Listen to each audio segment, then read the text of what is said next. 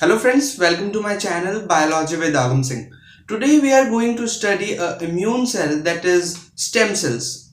So stem cells basically होते क्या हैं, उनका क्या फंक्शन होता है, हमारी बॉडी के अंदर क्या रोल है, इस बारे में हम इस वीडियो के अंदर डिस्कशन करेंगे. So without wasting time, let's start with the topic. So we are going to talk about the stem cells. पहले तो हम ये जान लें कि स्टेम सेल्स होते क्या हैं. Stem cells are the undifferentiated embryonic cell which after differentiation form different type of blood cells, as we will see after the explanation that how stem cells are dividing in many type of immune cells. So the stem cells जो stem cells का growth एक chart है, growth chart वो किस तरह का है, वो फीटस जब प्रेगनेंसी के टाइम पे किस तरह से स्टेम सेल्स का जो डेवलपमेंट होता है बॉडी के अंदर और वो कहाँ कहाँ मूव करता है, हम एक फ्लो चार्ट की मदद से उसे पढ़ते हैं. पहले तो पहला जो वीक होता है, first week of gestation, means that first week of pregnancy, तब से स्टेम सेल्स बनना चालू हो जाता है.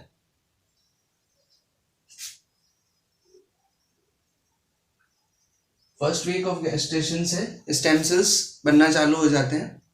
तो फर्स्ट वीक में क्या होता है, जो इरिथ्रोसाइट्स होते हैं, आरबीसीज, सो आरबीसीज यहाँ पर बनना चालू हो जाएंगे. मतलब प्राइमरी जो आरबीसीज है वो फर्स्ट वीक से ही डेवलप होना चालू हो जाती है.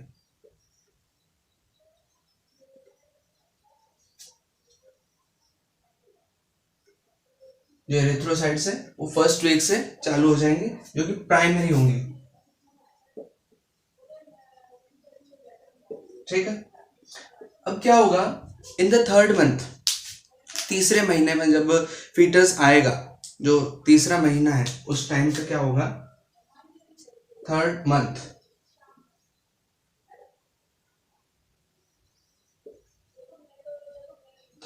में क्या होता है कि जो ये स्टेम सेल्स हैं, यॉर्क सेक से, जो यॉर्क सेक है जिसे फीटस बोल रहे हैं हम, यॉर्क सेक से माइग्रेट, फीटस मीन्स जो पहले अनडिफरेंशिएटेड पार्ट होता है, जब भी ग्रोथ होता है वो ग्रोथ कर्व अलग से आप पढ़ना चाहे तो पढ़ सकते हैं. लेकिन यहाँ पर क्या होगा, थर्ड मंथ के बाद यॉर्क सेक से जो हेमेटोपोइटिक स्टेम सेल्स हैं, जो एचएससी है, हेमेटोपोइटिक स्टेम सेल्स को बोला जाता है एचएससी, जिनसे अदर सेल्स का डिवीजन हो रहा है, वो क्या करते हैं, वो एचएससी है, हेमेटोपोइटिक स्टेम सेल्स, वो माइग्रेट कर जाते हैं लिवर में. जो फीटल का लिवर बनता है, थर्ड मंथ के अंदर लिवर का सिंथेसिस चालू हो जाता है. सो लिवर जो बनता है उसके अंदर यॉर्क सेक से लिवर में आ जाते हैं थर्ड महीने में, और उस लिवर के बाद वो जो एचएससी हैं वो स्प्लीन के अंदर माइग्रेट कर जाते हैं. सो इसके बाद क्या होता है, स्प्लीन के अंदर और लिवर के अंदर वो वर्क करते हैं तीसरे से सातवें महीने तक एज ए हेमेटोपोइटिक ऑर्गन, कि वो जो ब्लड सेल्स हैं उनको बनाने का काम 3 से 7 महीने तक, तीसरे महीने से लेकर 7 महीने तक वो लिवर और स्प्लीन के अंदर करते हैं, जो एचएससी है. अब यहाँ पर फिर 3 से 7 महीने का 7वें महीने बाद वो जो एचएससी वो माइग्रेट कर जाती है बोन मैरो को, फाइनली कि अब वो बोन मैरो के अंदर ही रहेंगे, जो हेमेटोपोइटिक स्टेम सेल्स है. अब यहाँ पर एक इंपॉर्टेंट टर्म आ रही है, दैट इज एचएससी. वो मैंने आपको पहले डिस्क्राइब नहीं किया, लेकिन एचएससी क्या है, haematopoietic stem sales. Stem cells को पूरा नाम जो दिया जाता है, जो पूरा नाम है स्टेम सेल्स का, वो एचएससी है, हेमेटोपोइटिक स्टेम सेल्स. ठीक है. और जो सेल्स का जनरेशन होता है आरबीसीज वगैरह का, आरबीसीज डब्ल्यूबीसी का, उस प्रोसेस को बोला जाता है हेमेटोपोएसिस. मीन्स अगर डेफिनेशन के फॉर्म में बोलेंगे तो जनरेशन ऑफ आरबीसीज एंड डब्ल्यूबीसीज from the haematopoietic stem cells is known as haematopoiesis. ठीक है. तो ये terminology haematopoiesis and haematopoietic stem cells आपको क्लियर हो गया आई थिंक. सो एक बार रिवाइज करते हैं. सबसे पहले फर्स्ट वीक ऑफ गेस्टेशन में इरेथ्रोसाइट्स, जो प्राइमरी इरेथ्रोसाइट्स है, वो बनना चालू हो जाएंगे. थर्ड मंथ के बाद क्या होगा, यॉर्क सेक से जो एचएससी है, यहाँ मैं लिख देता हूँ, जो एचएससी है हिमेटोपोइटिक स्टेम सेल्स वो यॉर्क सैक से लिवर के अंदर जाएंगे, फीटल लिवर में, लिवर से स्प्लीन के अंदर, और स्प्लीन से स्प्लीन में वर्क कर, लिवर और स्प्लीन में 3 से 7 महीने तक काम करेंगे, 3rd मंथ to 7 मंथ, और उसके बाद 7th मंथ, आफ्टर 7 मंथ वो बोन मैरो के अंदर ट्रांसफर हो जाएंगे, जो कि लास्टली मतलब इसके बाद कोई ट्रांसफर नहीं होता, वो बोन मैरो के अंदर से सारा ब्लड का सिंथेसिस, मतलब जो भी सेल्स हैं लिम्फोइड जिनकी हम बात करने वाले हैं वो उन सबका सिंथेसिस ये कर लेते हैं। ठीक है, अब ये जो हिमेटोपोइटिक स्टेम सेल्स है, जो हिमेटोपोइसिस का प्रोसेस है वो कैसा होता है, कैसे जो स्टेम सेल्स है वो कैसे बन जाते हैं, और कितने टाइप के स्टेम सेल्स से कितने टाइप के जो इम्यून सेल्स हैं वो बनते हैं। सो ये बात जान लेते हैं। सो पहली बात तो हमारे पास क्या है, बोन मैरो में हमारा अब हिमेटोपोइटिक स्टेम सेल्स आ गया। अब बोन मैरो के बाद ही सारे डिफरेंशिएशन, जो मेजर डिफरेंशिएशन होगा सेल्स का, वो बोन मैरो के आने के बाद ही होगा। सो हमारा ये जो सेल है, मतलब जो हिमेटोपोइटिक स्टेम सेल्स है वो बोन मैरो में पहुंच चुके हैं। हम यहाँ से कंटिन्यू कर रहे हैं। ये बोन मैरो में पहुंच गए। ठीक है, यहाँ क्या है, HSC आ गए,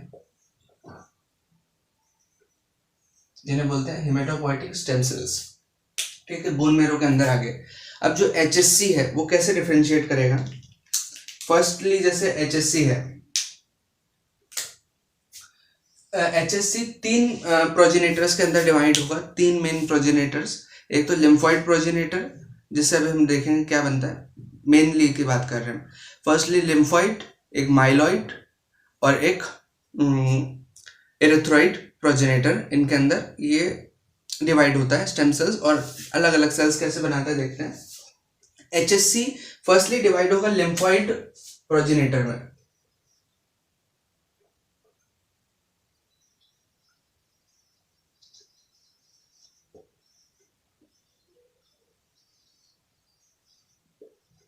प्रोजेनेटर नाम इसलिए दिया है क्योंकि ये जनरेट कर रहा है सेल्स को, जो डिफरेंट सेल्स हैं उनको जनरेट कर रहा है। इसको प्रोजेनेटर की जगह स्टेम सेल्स भी बोला जा सकता है। मैं एक जगह लिख देता हूँ, स्टेम सेल्स भी बोला जा सकता है। जैसे ये क्या है, लिम्फोइड स्टेम सेल्स, ये भी प्रोजेनेटर मतलब जो जनरेट करने वाला।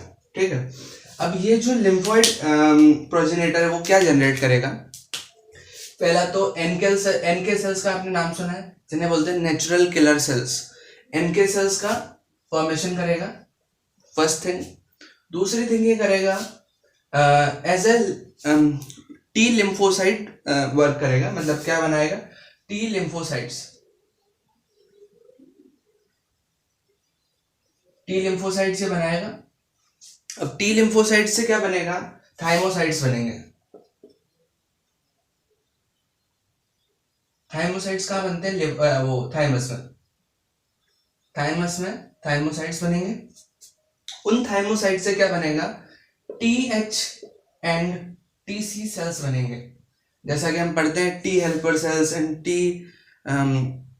TC सेल्स, हम इनके बारे में पढ़ते हैं। तो ये कैसे जो टी लिम्फोसाइट्स है वो कहाँ से बना, वो इनसे बना, लिम्फोइड प्रोजेनेटर से। सो ये 2, और एक और तीसरा बी प्रोजेनेटर।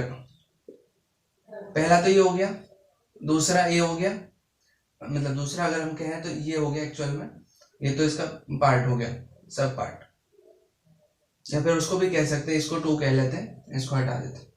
बी लिम्फोसाइट, ये थर्ड हो गया। बी लिम्फोसाइट इससे बना, बी लिम्फोसाइट से क्या बना, बी सेल्स बने। जो बी सेल्स एंटीबॉडी सीक्रेट करते हैं उनके सरफेस पे, वो इससे बनेंगे।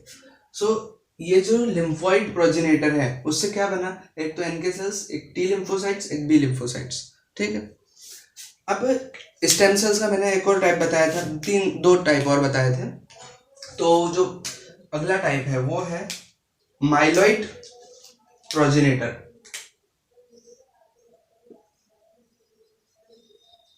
माइलॉइड प्रोजेनेटर,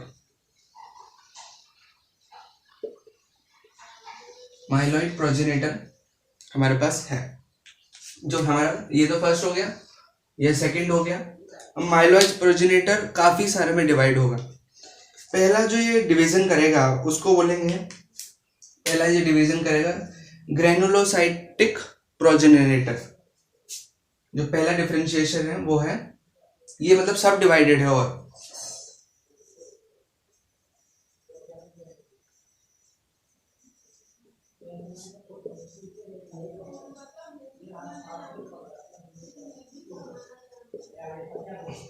ग्रेनुलोसाइटिक प्रोजेनेटर, जिससे क्या जनरेट होगा ये चीज हमको देखनी है।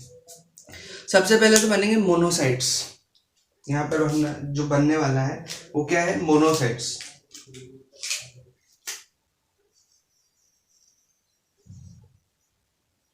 मोनोसाइट्स बनेंगे, जो कि मोनोसाइट्स फिर डिफरेंशिएट होंगे और क्या बनाएंगे, मैक्रोफेजेस। ये जो मैक्रोफेजेस है ये एक टाइप के क्या है, इम्यून ऑर्गन्स क्या बोलेंगे, इम्यून सेल्स हैं। इम्यून सेल्स फर्स्टली तो ये मैक्रोफेज के अंदर मतलब मोनोसाइट्स बना के मैक्रोफेज के अंदर कन्वर्ट करेगा। दूसरा ये क्या बनाएगा, न्यूट्रोफिल्स।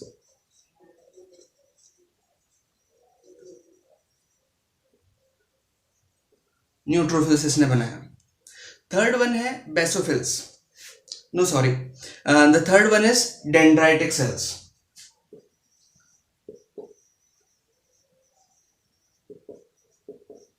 डेंड्राइटिक सेल इसका थर्ड वन है। सो क्या क्या करेगा, पहला तो मैक्रोफेज बनाएगा, उसके बाद न्यूट्रोफिल्स बनाएगा, और थर्ड क्या बनाएगा, डेंड्राइटिक सेल्स बनाएगा। सो जो ग्रेन्युलोसाइट प्रोजेनेटर है, जो एक प्रोजेनेटर मतलब जो डेवलप करने वाले, तो स्टेम सेल्स डिवाइड हो रहे हैं। पहले लिम्फोइड हो गया, फिर माइलॉइड हो गया, फिर माइलॉइड भी सब डिवाइडेड हो गया। ग्रेन्युलोसाइटिक प्रोजेनेटर, जो ग्रेन्युलोसाइटिक प्रोजेनेटर तीन चीजें बना रहा है, dendritic cell, neutrophils, macrophage and monocytes. अब माइलॉइड सेल, माइलॉइड जो प्रोजेनेटर है वो फिर फर्दर डिवाइड होगा, और फर्दर डिवाइड हो गए जो अब सेकंड बना रहा है वो क्या बनाएगा, माइलॉइड प्रोजेनेटर। अब इओस क्या बोलते हैं इसको, इओसिनोफिल प्रोजेनेटर बनाएगा।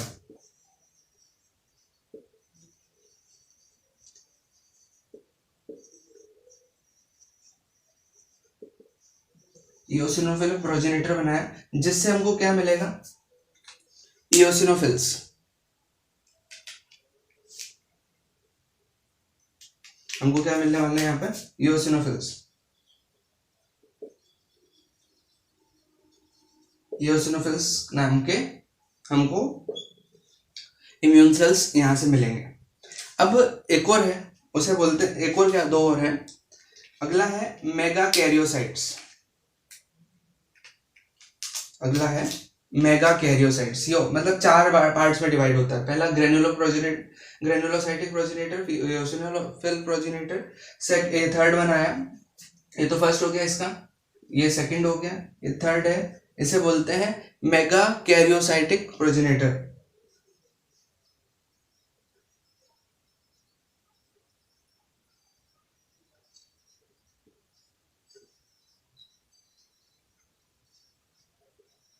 मेगा कैरियोसाइटिक प्रोजेनेटर, इसमें इससे क्या बनेगा, इससे बनेंगे प्लेटलेट्स। जो हमारे ब्लड में प्लेटलेट्स होती हैं वो इससे बनेगी। सो ये तो हो गया तीन की बात। अब अगला है जो फोर्थ वन है हमारा, उसको बोलते हैं बेसोफिल प्रोजेनेटर।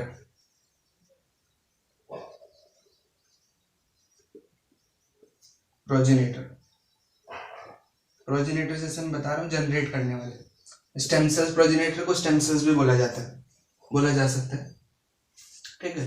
तो बेसोफिल प्रोजेनेटर क्या करेगा, दो सेल्स का डेवलपमेंट करेगा। एक तो है मास्ट सेल्स और एक बेसोफिल्स, ठीक है। तो फर्स्ट वन हम बना देते हैं mast cells, and the second one is, मतलब यहाँ फर्स्ट है और ये सेकंड वन है बेसोफिल्स।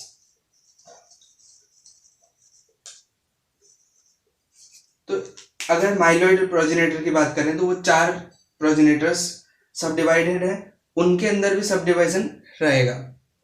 अब एक और प्रोजेनेटर था मेन, वो हमको डिस्कस करना था, जो था HSC एक और क्लास में डिवाइड होती है, जिसको बोलते हैं थर्ड क्लास। वो जो थर्ड क्लास है वो है एरिथ्रोइड प्रोजेनेटर। एरिथ्रोइड प्रोजेनेटर से क्या बनता है, जो इरिथ्रोसाइट्स होती हैं, जो मैंने आपको पहले बताया था कि फर्स्ट वीक से स्टार्ट हो जाएगा, तो जो मेन बनेगा, जो मेन डब्ल्यूबीसी बने, आरबीसीज बनेंगी, उनको बोलते हैं एरिथ्रोइड प्रोजेनेटर। तो एरिथ्रोइड प्रोजेनेटर यहाँ पर हमारा थर्ड केस होगा, एरिथ्रोइड प्रोजेनेटर। एरिथ्रोइड प्रोजेनेटर यहाँ पे बना, जिससे क्या बनेंगे, एरिथ्रोसाइट, एरिथ्रोसाइट्स ये बनेंगे। तो these all are the blood cells। blood cells क्या बोलेंगे, immune cells which are produced by the stem cells। एक बार रिवाइज कर लेते हैं, जो पहले बोन मैरो में आया, सारी सब प्रोसेसेस पार करके 7th मंथ के बाद, यहाँ बोन मैरो में क्या है, HSC। अब HSC डिवाइड करेगा 3 पार्ट्स में, लिम्फोइड प्रोजेनेटर, माइलॉइड प्रोजेनेटर और एरिथ्रोइड प्रोजेनेटर। ठीक है, अब लिम्फोइड प्रोजेनेटर क्या करेगा, डिवाइड हो जाएगा NK सेल्स में, टी लिम्फोसाइट्स में और बी लिम्फोसाइट्स में, और क्या सिंथेसिस करेगा, NK cell natural killer cells, T cells और B सेल्स। ठीक है, अब ये जो है माइलॉइड प्रोजेनेटर, ये 4 पार्ट्स में डिवाइड होगा।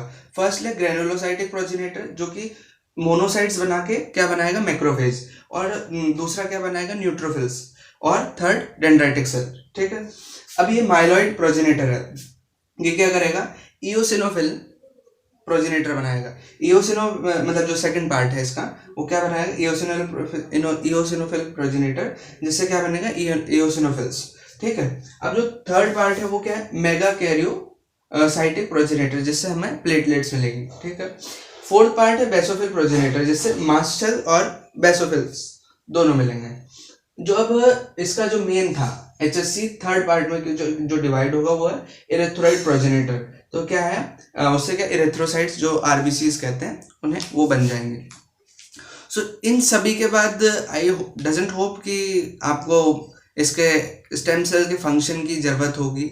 स्टेम सेल्स का टोटल फंक्शन है कि इन सभी चीजों का सिंथेसिस करना। स्टेम सेल्स एक ही चीज है, एक ही सेल होता है, अनडिफरेंशिएटेड सेल, जिसका अगर स्ट्रक्चर भी हम बनाएं तो उसमें सिर्फ एक साइटोप्लाज्म कह सकते हैं और सेल मेम्ब्रेन कहेंगे, और कुछ नहीं होता। इसका डिफरेंशिएशन अलग अलग तरीके से होगा, और अलग अलग सेल्स, जैसे मैंने बताया, उस तरह की फॉर्म होगी।